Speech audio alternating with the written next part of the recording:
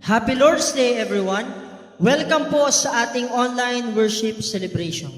Sa mga pagkakataon po ito, sama-sama po tayong magpuri at mag-alay ng pagsamba sa ating Panginoon. Tayo po ay sumayaw, lumundag, umawit at gawin ang lahat upang ibigay ang pinakamataas na papuri sa ating Diyos. Tayo po ay umawit sa ating Panginoon.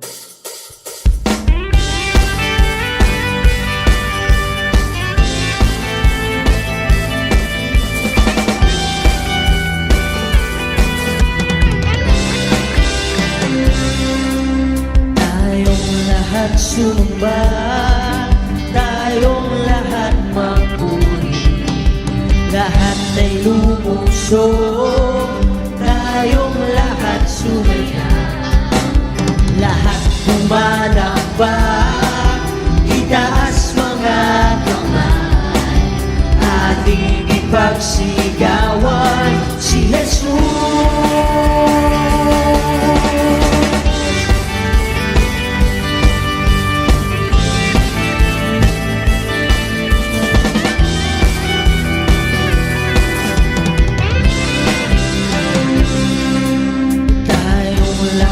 Sumba, tayong lahat magpuri, lahat ay lumuso, tayong lahat sumaya, lahat pumalakpak, itaas mga kamay, ating ipagsigawan si Jesus. Tayo sumayaw sa kagalakan, itaas mga kamay sa pagsamba sa Kanya. Tayo'y sumayaw, lumundag sa kagalakan, itaas mga kamay at luwalhatiin Siya. Tayo'y sumayaw at lumusulok-sulok. Patuloy po natin alayin ang pagsamba ang ating Panginoon. Hallelujah!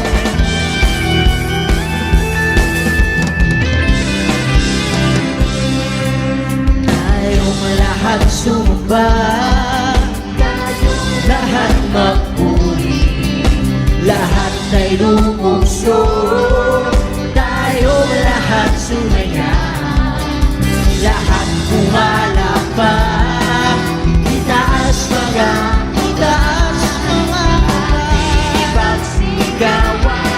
si Jesus.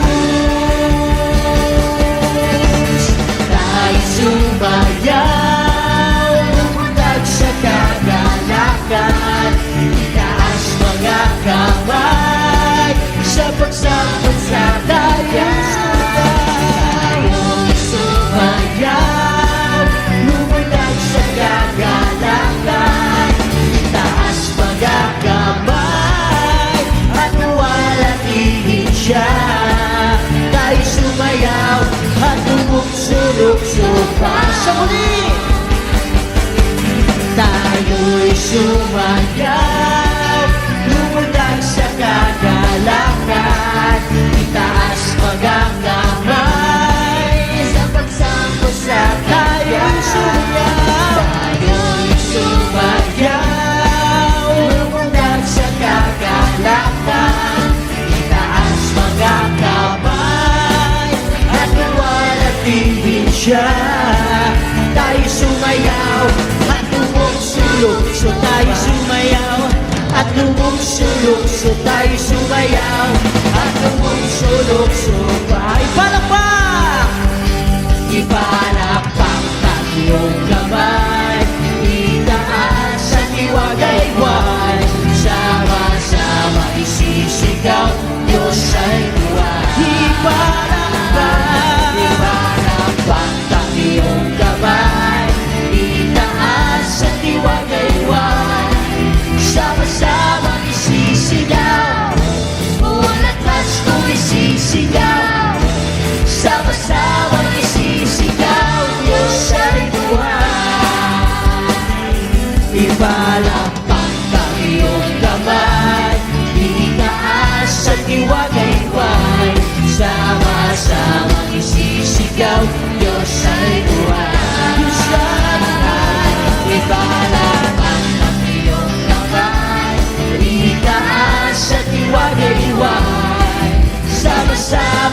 sisigaw, Bulakas ko'y sisigaw, sama-samang isisigaw, Diyos ay buhay.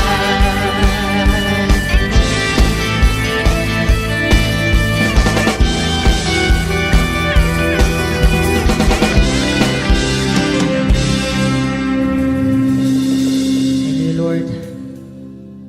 Tayo po ay magpatuloy sa ating pagsamba. Patuloy po nating awitan ang ating Panginoon sa kanyang kabutihan at katapatan sa ating mga buhay.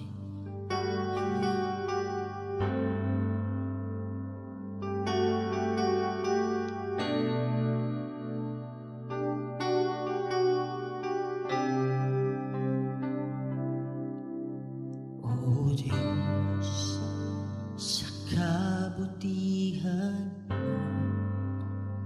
ako'y naririto upang magpuri sa iyo. O Diyos, sa kabanalan nalulugod ako, buhay ay ialay ko. Ikaw lamang ang nagtiwala sa akin, O Diyos, di kita bibiguin. Magtatapat sa iyo, maglilingkod ako, O Diyos, kay buti mo.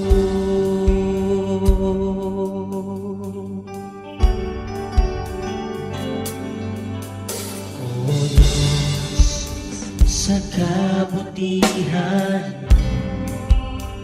ako'y naririto upang magpuri sa iyo. Sa kabanalan nalulugod ako, buhay ay ialay ko. Ikaw lamang ang nagtiwala sa akin, O Diyos, di kita bibiguin.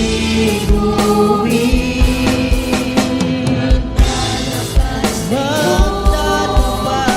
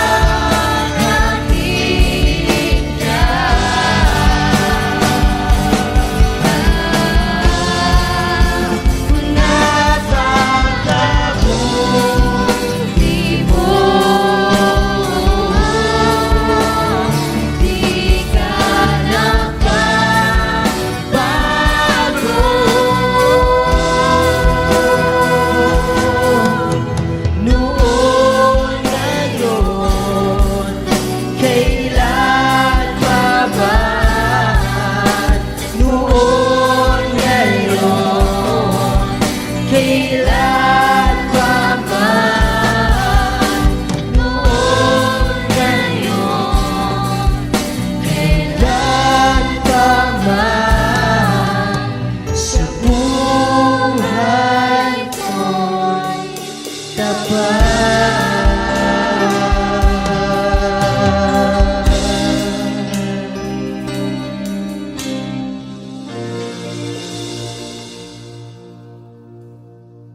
You are welcome to send your tithes and offering and your seed to the man of God. May the Lord bless your generosity and your support in our ministry. Kindly send your seeds and your tithes into this GCash account number, 0912-7327627. God bless you bountifully.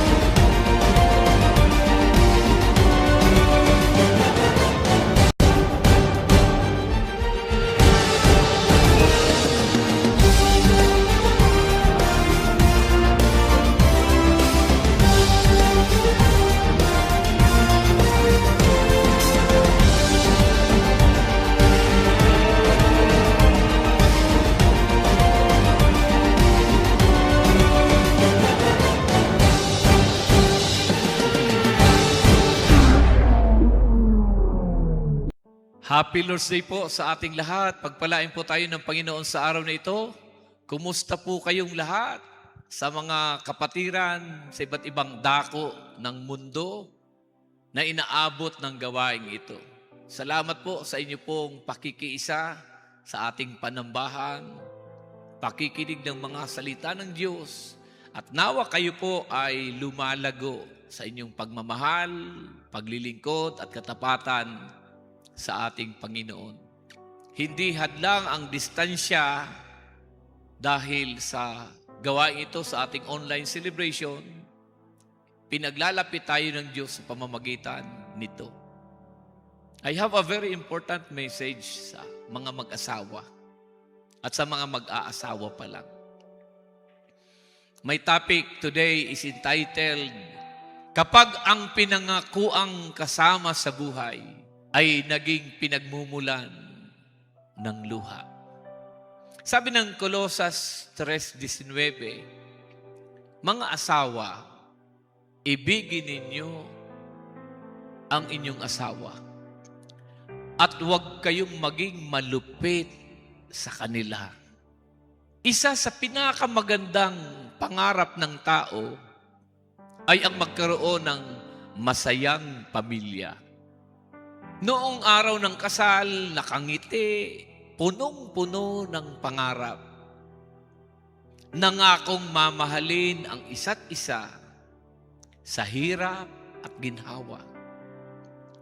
Ngunit para sa ilan, ang dating katuwang ay naging kabigatan. Ang dating pahingahan ay naging pinagmumula ng stress. Ang dating pinakamalapit na kaibigan, siya na ngayon ang dahilan ng mga luhang walang nakakakita. May mga asawang nagsasabing, Pastor, hindi ko na alam ang gagawin ko. Mahal ko siya pero araw-araw na lang akong nasasaktan. May iba naman nagsasabing, hindi naman siya nananakit ng katawan. Pero ang bawat salita niya ay parang kutsilyong tumatagos sa aking puso. Kung yan ang kalagayan mo, kapatid, alam ng Diyos ang sakit na dinadala mo. Hindi siya bulag sa iyong mga luha. At hindi pa huli ang lahat. Para gumawa siya ng himala. Ang asawa ay hindi ibinigay ng Diyos para maging pasanin, kundi katuwang. Genesis 2:18, hindi mabuti na ang tao ay mag-isa. Gagawa ako ng angkop na katuwang para sa kanya. Ang layunin ng Diyos sa pag-aasawa ay hindi upang sirain ang isa't isa, kundi upang pagtibayin ang isa't isa. Hindi upang pabigatin, kundi upang palakasin. Kapag ang tahanan ay puno ng sigawan, panlalait, pagmamalabis o patuloy na paghamak, hindi yun ang disenyo ng Diyos. Hindi mo maaaring hingin ang respeto kung hindi ka may respeto. Maraming asawa ang gustong igalang, pero ang tanong, ginagalang mo rin ba ang iyong kabiyak? May mga salitang hindi nag-iiwan ng pasa sa balat. Pero habang buhay na sugat ang iniiwan sa puso. Ang mapanlait na biro, ang pagmamaliit, paghamak sa harap ng ibang tao, ang paulit-ulit na panunumbat. Proverbs 18:21, ang dila ay may kapangyarihan ng buhay at kamatayan. Bago ka magsalita, itanong mo muna, makapagpapagaling bang salitang ito o makakasugat? Pangatlo, ang pagmamahal ay hindi lang damdamin, ito ay isang desisyon. Maraming nagsasabi, wala na akong nararamdaman. Pero ang pag-ibig sa Biblia ay hindi lang emosyon. Ito ay pagpiling magmahal kahit mahirap. Hindi ibig sabihin ay kinukonsente ang kasalanan o kukonsintihin ang kasalanan. Ngunit pinipili mong huwag gantihan ng kasamaan ang kasamaan. Efeso 5:25, mga lalaki, ibigin ninyo ang inyong asawa gaya ng pagmamahal ni Kristo sa iglesia. Paano minahal ni Kristo ang kanyang iglesia? Paano ba minahal ng Panginoon ang simbahan, ang church? May sakripisyo, may pagpapatawad, may katapatan, may kababaang loob. Huwag mong hayaan ang puso mo ang lumayo sa Diyos dahil sa ugali ng iyong asawa. May mga taong hindi lang nasaktan ng asawa, kundi lumayo pa sa Diyos. Ito yung tagumpay ng kaaway. Kapag ang sakit na dulot ng tao ay naging dahilan upang iwan natin ang Diyos, ang asawa mo ay maaaring mabigo, pero ang Diyos ay hindi. Kung hindi mo na alam ang gagawin, lumuhod ka muna bago sumagot. Manalangin muna bago makipagtalo. Humingi ka ng karunungan bago magdesisyon. Panglima, may mga pagkakataong ang pinakamalakas na pagmamahal ay ang pagtatag ng tamang hangganan. Ang pagpapatawad ay mahalaga. Ang pagmamahal ay mahalaga. Ngunit hindi kailanman sinabi ng Diyos na tama ang pang-aabuso. Kung may patuloy na pisikal na pananakit, seryosong pagbabanta, o mapanganib na sitwasyon, ang paghingi ng tulong at pagprotekta sa sarili at sa mga anak ay hindi kawalan ng pananampalataya. Ang kapayapaan at dignidad ng bawat tao ay mahalaga sa Diyos. Ang layunin ay hindi ang paghihiganti. Ang layunin ay ang katotohanan, kaligtasan, at tunay na pagsisisi. Kung ikaw ang asawa na nasasaktan, huwag kang mawalan ng pag-asa. Nakikita ng Diyos ang bawat gabing umiiyak ka. Naririnig niya ang bawat panalangin hindi mo masabi. At kung ikaw naman ang asawa na nagiging dahilan ng sakit, alalahanin mo ito.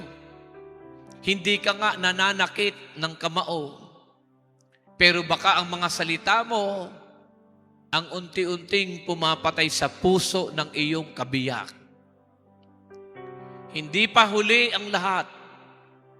Kayang baguhin ni Kristo ang pusong matigas.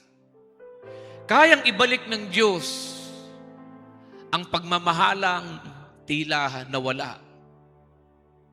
Bago mo hilingin sa Diyos na baguhin ang iyong asawa, hilingin mo munang baguhin niya ang iyong puso. Dahil ang pinakamatibay na tahanan ay hindi yaong walang problema, kundi yaong may mag-asawang parehong handang magsisi, parehong handang magpatawad, handang magbago, at araw-araw na magpasakop kay Kristo. At tandaan ito, hindi ang pagpanalo sa argumento ang magliligtas sa inyong pagsasama. Ang pagpapakumbaba sa harap ng Diyos ang magbibigay ng pagkakataon para sa tunay na pagpapanumbalik.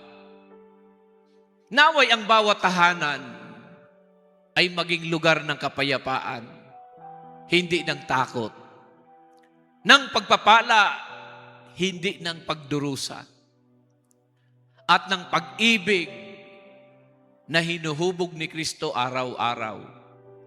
Pagpalain po tayo ng Panginoon, ang aking dalangin sa bawat mag-asawa, ang lalaki at babae, panatilihin ang pag-ibig, paggalang, respeto at pagpapasakop sa isa't isa. Pagpalain po tayo ng Panginoon sa araw na ito. Magsitayo, itaas ang mga kamay, at ako'y nagdideklara, ang kapayapaan ng Panginoon ay sumaating lahat. Ang panatag na puso, ang matiwasay na pag-iisip, ang masayang kalooban at malakas na pangangatawan, ang pinagpalang buhay at kabuhayan ay dumaloy sa iyo at sa iyong sambahayan. Pakaingatan ka ng Diyos sa isang buong linggong darating at ang kapayapaan niya maghari sa atin. Tanggapin natin lahat ito sa pangalan ng Ama, ng Anak at ng Espiritu Santo. Lahat ay magsabi ng Amen. Happy Lord's Day! Happy Lord's Day!